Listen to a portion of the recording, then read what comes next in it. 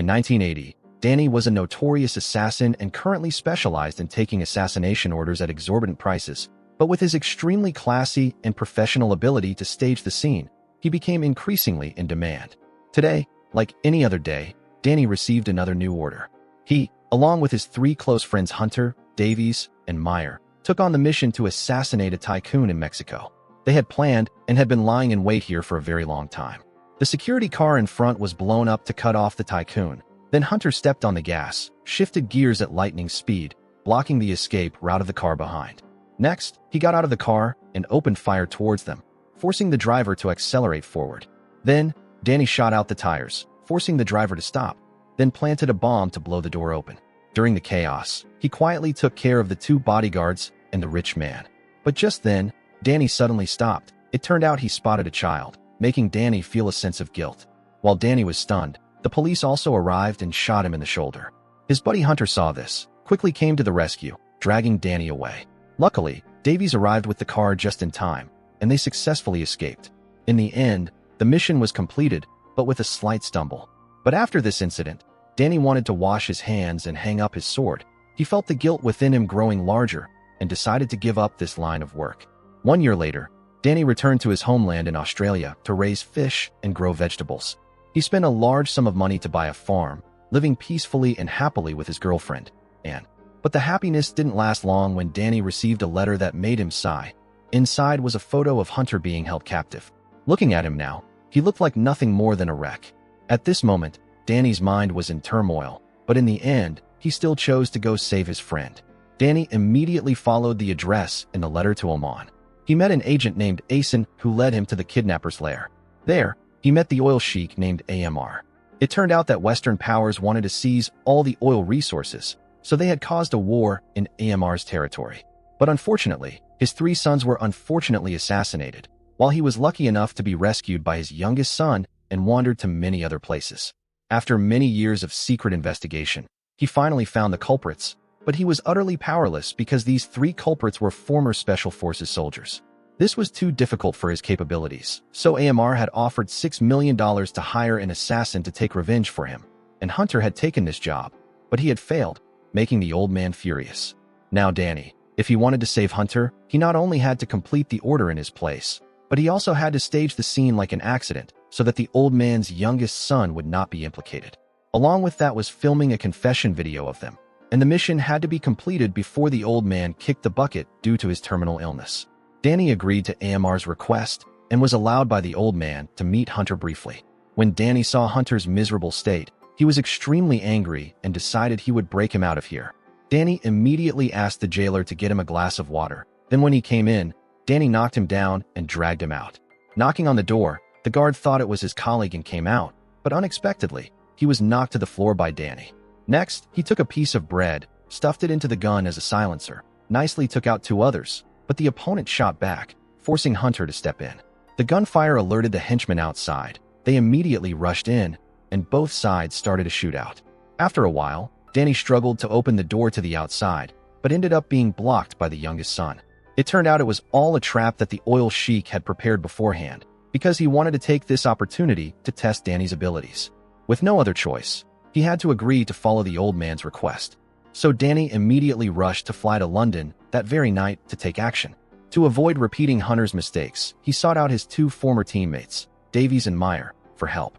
There, he recounted everything to the two of them and hoped they would undertake the mission with him. Danny wouldn't take the reward money, but would divide it all among them. Hearing the reward was a full $6 million. Both their eyes lit up like car headlights, and they agreed immediately and on the spot. The three quickly discussed the plan, and Davies started gathering intelligence, but his actions were too obvious, making the pub owner suspicious. He immediately called a social organization protecting former Special Forces veterans, and Logan sniffed out something unusual, quickly reported to his superiors, and simultaneously sent someone to follow Davies. Meanwhile, Danny's team had flown to the Middle East for the mission. They had targeted the first objective, a guy from the former Special Forces named Harris. This hard case seemed very difficult. After a period of surveillance, Danny found his residence. After that, the three sought out some local people here to buy some tools to create the fake scene. Next, Danny broke into his house unnoticed and pried up the tiles in the bathroom. The next day, Danny brought the tiles he had pried up back to Meyer. It turned out they planned to stage the fake scene as an accident where someone slipped, hit their head on the ground, breaking a tile, so they attached the tiles onto a hammer. Just then, Logan's subordinate was surveilling them and managed to take a photo of all three. But with the instincts of an assassin, Danny could detect someone was watching him, so they quickly drove off in pursuit. Logan's subordinate ran for a distance, then jumped into a hole to hide, but unfortunately for him, Danny followed through a pre-dug tunnel in pursuit. With no other way, Logan's man could only smash a beehive, making them swarm chaotically, and took the opportunity to escape. The next day, Danny and Meyer disguised themselves as journalists to approach Harris's villa. Danny went inside and pulled out his piece, making Harris confused like an owl. Thought it was a robbery in broad daylight, but unexpectedly, the two set up a camera to interrogate him about whether he had dealt with the oil sheik's son. He wasn't scared at all, admitting he himself had done it. The mission to film the confession scene was successful. Danny then went into the bathroom, took shampoo, and poured it on the floor. After that, he took the tools he had prepared earlier to create the accident scene. Next, Meyer chased him into the bathroom at gunpoint. But just as the two were about to act, his girlfriend came to visit. With no choice, Danny hid behind the wall, ready to adapt to the situation. Meanwhile, Harris's girlfriend screamed for help with all her might, but to no avail. When Danny returned to the bathroom, Meyer had already finished dealing with Harris. Although there was a slight hiccup, they finally completed the objective. They proceeded to the second target. After investigating, Davies learned that this hard case, Craig, was still active in the special forces and had dealt with the oil sheik's second son. Every day, besides going to the hospital to care for his elderly wife, he spent the rest of his time at the barracks. Knowing this guy had a training trip on a snowy mountain, the team had to seize the opportunity to act. Danny went to the hospital disguised as a dentist and stole some anesthetic drugs. But as he was about to leave, he ran into Logan. He remembered the photo his subordinate sent him, confirmed it was him, and sensed something was wrong. Danny immediately accelerated and ran straight out to the main road. The two started chasing each other like cat and mouse, but this guy was extremely hard to shake off. So Danny changed direction and went into another hospital. But this guy stuck like a leech. He also quickly followed, forcing Danny to reveal himself. A clash was inevitable. One side was a top-tier assassin, the other was an excellent soldier in the army. The two fought incredibly evenly. So Danny wrestled him to the floor, but Logan immediately smashed a bottle over his head. Furious, Danny delivered a finishing blow to this hard case's family jewels, then quickly got in the car and left the scene. The next day, the team continued their operation. Danny put on a soldier's uniform and successfully infiltrated the barracks. He identified Craig before the training session began. Taking the opportunity when the target wasn't paying attention, Danny put the anesthetic into his water cup. As soon as the drug dissolved, Craig had already downed the entire cup of water. Just as planned, during the training session, the drug took effect. Danny approached him and interrogated him about the incident where he dealt with the old man's second son while Davies was already filming. And in the harsh weather, Craig had to meet his ancestors. This second target went too smoothly. But Logan, after watching on TV, saw it confirmed that Craig had met his ancestors due to the harsh weather, and he knew damn well this was Danny's doing. Meanwhile, after completing the second task, Danny's group started planning for the final target, named Simon, the one who had dealt with the oil sheik's third son, perhaps the toughest nut to crack, because he was Logan's close friend. This guy had a short fuse. Seeing someone scratch his car, without many words, he alone beat up 4 or 5 young punks. Danny and his teammates devised a battle plan. After investigating, Danny learned that this guy had been unemployed for a long time. So he disguised himself as the director of a transport company and invited Simon for an interview. The team snuck into a transport company in the middle of the night to hack into the control system of a truck. The next morning, Simon accepted the invitation to come for the interview. Danny would follow behind to report his position, while Meyer would control the transport system remotely. At this time, the employee who drove the truck also arrived for work. Waiting until he turned onto the same route as Simon, Danny immediately overtook and blocked him, with help from Jake. Then, Davies signaled Meyer to take control of the system, making the driver unable to control the truck anymore.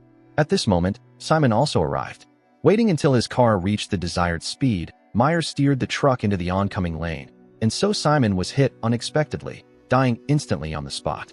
While Danny was about to get out of the car to confirm, Logan's subordinate also showed up. After being spotted, Meyer told Jake to flee. The two cars chased each other like cat and dog all the way to a harbor. After a collision, the two used the car's blind spot to threaten him with a gun. Originally, the two had the upper hand, but Jake postured and moved forward, allowing the subordinate to snatch the gun. While Meyer was struggling, Jake quickly picked up the gun, but he accidentally pulled the trigger on his own teammate. In the end, the mission was completed, but in exchange for Meyer's sacrifice, making Danny furious. But oh well, what's done is done. Danny told his buddy Davies to find a place to hide temporarily, while he would find the Sheik to rescue Hunter. As for Davies, after hiding for only a few days, he felt restless. So he went looking for a den of vice to let off steam, but he didn't expect that the hotel owner himself was the one who informed Logan. So he sent his men over and captured Davies. But while putting him in the car, they were inadvertently careless, allowing Davies to find a chance to counterattack and escape. Davies quickly ran onto the main road to find help, but unexpectedly brought disaster upon himself, getting hit by a car and dying right there. The loss of his friends made Danny increasingly distressed. He decided to find Logan to make peace. He didn't want war anymore, and friends on both sides had already sacrificed everything, so this matter should end here. After this, Danny returned to Oman and gave the oil sheik the final confession videos. After that, Hunter was also released, and both agreed they would wash their hands and hang up their swords. Danny returned to Australia to reunite with his girlfriend Anne.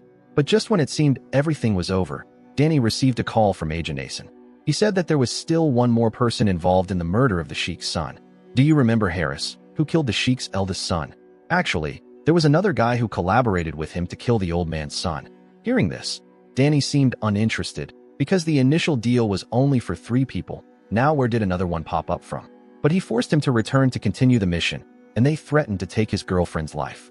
With no choice, Danny had to compromise once again. He went upstairs to his girlfriend. After finding a bullet left behind, he knew they were being watched. Powerless, Danny had to send into Paris so Hunter could protect her. After that, Danny went to find the oil sheik's youngest son to demand an explanation. He first warmed up by taking on some bodyguards before meeting him. Seeing Danny, he remained quite calm and confident. He said that actually, Harris was innocent. The person Danny needed to find was the one who published this book. So Danny went to meet Agent Asen to seek information. Logan was hiding upstairs unnoticed. After grasping the information they exchanged, Logan quickly gathered his subordinates to the assassination location. They planned to use Danny's own plan against him to capture Danny alive. At this time, the police had surrounded the area, and a person wearing a black helmet casually walked in like a fly. Just as he was about to open it, the bomb planted on the door latch detonated, making him meet his ancestors right there. But when he took off the helmet, he was suddenly attacked by Danny. It turned out he had entered through the back door of the building and reached the 4th target. He gifted him 2 copper candies in the leg. At that moment, Danny's mind flashed back to his past sins. But that was the past. He quickly took a photo as proof and then escaped. By the time Logan arrived, only a body remained, and he immediately chased after Danny. At this moment, Danny thought he could escape smoothly, but unexpectedly, all the doors were locked. Logan was now close on his heels, but unfortunately for Danny, he jumped onto a building still under construction. With no choice, he had to risk his life once and luckily landed on the scaffolding. A woman nearby saw this and screamed loudly. So Danny pulled the gun from his pants to shut her trap, but it didn't work. But Danny didn't want to harm an innocent person, and in the end, he revealed his position and was shot down by Logan.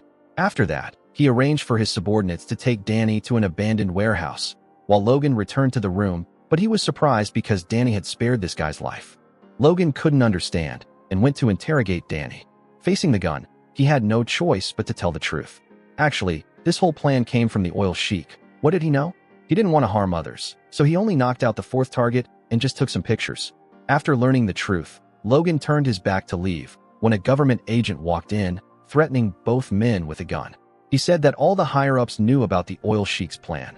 Originally, they didn't want Logan involved because they wanted to use Danny's hand to eliminate the soldiers who knew about the past events. It turned out the government was behind the struggle for oil territory, and they wanted to cover up this crime. And now that the 2 of them knew about this, they would have to lose their lives here. Hearing this, Danny turned purple with rage. Taking the opportunity when he wasn't paying attention, he counterattacked. So the 3 men with different stances started a chaotic fight. After Danny did a Santo flip to take down the agent, he was immediately thrown aside by Logan. After that, he picked up the gun and put the agent in his coffin, then pointed the gun intending to put Danny in his coffin too. But that wasn't happening. Danny was too fast and dangerous and jumped through the window to escape. The next day, he went to find Hunter to discuss plans. They decided to go to the oil sheik, give him the photo of the final target to end this matter. But unexpectedly, Logan also showed up there to take revenge for his friends. He pretended to be Danny's messenger delivering the photos to approach the old man and said those photos were fake. Then, using a hidden knife, he sent the old man to his final resting place. But even more surprisingly, the youngest son didn't seem to care much. On top of that, he even proactively gave Logan the $6 million. At this moment, Danny and Hunter also spotted Logan leaving and immediately drove after him. Finally, they confronted each other in a desert. After a chase, Hunter pulled out his piece and shot out the tires of Logan's car, forcing him to get out and surrender. Hunter saw the suitcase full of money and was as happy as if it were harvest season. He said they would decide to split it, and this was the fruit of their labor. But hearing that, Danny didn't want to take the money and told him to throw it away. Hunter couldn't bear to, so he had to take a little for his family. Turns out Logan had dealt with the government agent, so they wouldn't let it rest. Therefore, he needed that money to start a new life. And Danny also understood that from beginning to end, Logan only wanted revenge for his brothers. And now, everything was finally over. Therefore, Logan needed to figure out what to do. The movie also ends here. Danny hurried back to meet his girlfriend and living a happy life. Thank you everyone for watching the entire movie. Please subscribe so you don't miss exciting videos. See you in the latest videos.